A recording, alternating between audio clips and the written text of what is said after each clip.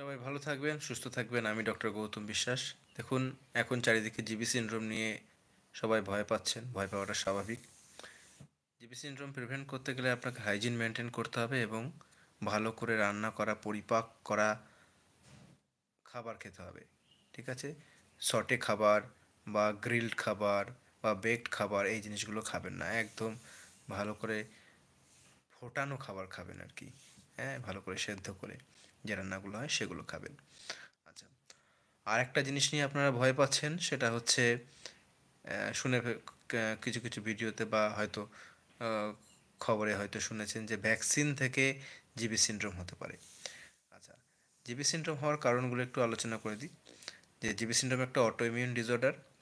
আগে কোনো একটা ইনফেকশন হয়েছে, সেই ইনফেকশনের এগেনস্টে শরীরে অ্যান্টিবডি তৈরি হয়েছে। এই অ্যান্টিবডিটাই আমাদের শরীরের নর্মাল কিছু প্রোটিনকে ওই ইনফেকশন রিলেটেড জীবাণুর অ্যান্টিজেন হিসেবে ভেবে নিয়ে তাকে অ্যাটাক করছে।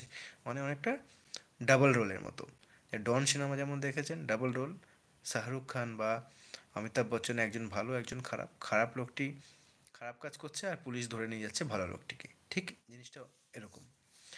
তো খারাপ লোক শরীর থেকে মানে অ্যান্টিজেন, প্রাইমারি ইনফেকশনের অ্যান্টিজেন এর এগেনস্টে যে অ্যান্টিবডিটা তৈরি হলো, প্রাইমারি ইনফেকশন ঠিক হয়ে গেল, কিন্তু ওই অ্যান্টিবডিটা শরীরের কোনো একটা ভালো প্রোটিন, যার হচ্ছে ওই প্যাথোজেনের অ্যান্টিজেনের সাথে সাদৃশ্য রয়েছে, একটা মলিকুলার মিমিক্রি আছে, তাকে ওই প্যাথোজেন ভেবে তাকে অ্যাটাক করছে এবং এই রোগটি আলটিমেটলি ডেভেলপ করছে। রোগটি যেটা হয় যে নার্ভ, আমাদের যে নার্ভের টিস্যু মাইলিন শিথ থাকে, সেই মাইলিন শিথকে অ্যাটাক করে নার্ভটাকে নষ্ট করে দিচ্ছে। এবং নার্ভ নষ্ট হয়ে গেলে কী হবে, আমাদের মাংসপেশি কাজ করতে পারবে না, তাই প্যারালাইসিস হচ্ছে। এবং এই প্যারালাইসিসের ধরনটা একদম টিপিক্যাল, মানে অ্যাসেন্ডিং, মানে হচ্ছে নিচ থেকে ওপরের দিকে। আগে পা ইনভলভ হবে, হ্যাঁ, তারপরে হাত ইনভলভ হবে, তারপরে হচ্ছে আমাদের ট্রাঙ্ক মাসল মানে বডির মাসল, ঠিক আছে, পেট, বুক, তারপর ওপরের দিকে ক্রেনিয়াল নার্ভস, এগুলো ইনভলভ হবে। তো এই হচ্ছে এর ধরন। রোগটি খুবই খারাপ, ভালো রোগ একদমই নয়। তবে চিকিৎসা সম্ভব। চিকিৎসা যদি টাইমে রোগটি ধরা পড়ে, তাড়াতাড়ি ধরা পড়ে এবং তাড়াতাড়ি চিকিৎসা শুরু হয়, তাহলে ক্রেনিয়াল নার্ভ ইনভলভমেন্টের আগে যদি ধরা পড়ে এবং চিকিৎসা শুরু হয়ে যায়, 85% কিওর রেট। আর ক্রেনিয়াল নার্ভ ইনভলভ হয়ে গেলে কিন্তু 30% মর্টালিটি রেট, মানে মর্টালিটি রেটটা অনেকটা বেশি। আচ্ছা, আরেকটা জিনিস নিয়ে ভয় যেটা পাচ্ছেন, যে ভ্যাকসিন, যেটা আলোচনার শুরুতে বলেছিলেন যে ভ্যাকসিনের সাথে কী সম্পর্ক, ভ্যাকসিন নিয়ে ফেললে কি এই রোগ হবে? ইনসিডেন্স খুবই কম, ঠিক আছে। আর যে কোনো ভ্যাকসিনের সাথে রিলেশন বলতে যে ভ্যাকসিন নেব না ওরকম ব্যাপারটা নয় কিন্তু, হ্যাঁ। ইনসিডেন্স রেট কম। সবসময় আমরা রিস্ক ফ্যাক্টর এবং বেনিফিট, এই দুটো জিনিস ভেবে আমরা এগোই। তো ভ্যাকসিনের আমাদের বেনিফিট অনেক বেশি, যে যে ভ্যাকসিনগুলো আমাদেরকে দেওয়া হয়। তো তার সাথে কিছু কিছু ভ্যাকসিন, যেমন হচ্ছে ইনফ্লুয়েঞ্জা ভ্যাকসিনের একটা সম্পর্ক আছে। তো ইনসিডেন্স রেট অনেক কম। সুতরাং তা বলে আমার ইনফ্লুয়েঞ্জা ভ্যাকসিন দরকার, আমি নেবো না, এরকমটা করবেন না। অনেকে আবার ভয় পেয়ে বাচ্চার মানে তার বাচ্চা বাড়িতে হয়তো বাচ্চা আছে, তার ভ্যাকসিন নেওয়াটাও বন্ধ করে দিচ্ছে।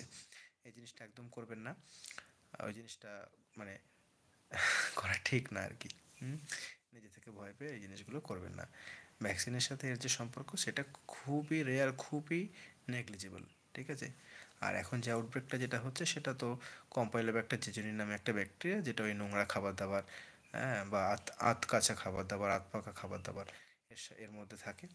তো বাইরের খাবার খাবেন না, ঘরের খাবার খাবেন, ভালো করে রান্না করে খাবেন, পরিষ্কার পরিচ্ছন্ন খাবার খাবেন, এটাই অ্যাডভাইস দেওয়ার।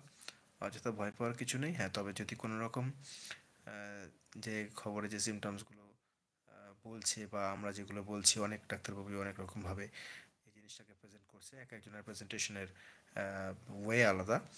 তো মোদ্দা কথা তো বুঝতে পারছেন যে একটা প্যারালাইসিস হচ্ছে। তো যদি কখনো বাড়ির কারোর এরকম হয়ে থাকে, তাহলে ঘরে বসে থাকবেন না, অবশ্যই একবার as early as possible doctor দেখিয়ে নেবেন। ধন্যবাদ। কারোর কোনো প্রশ্ন থাকলে করতে পারেন।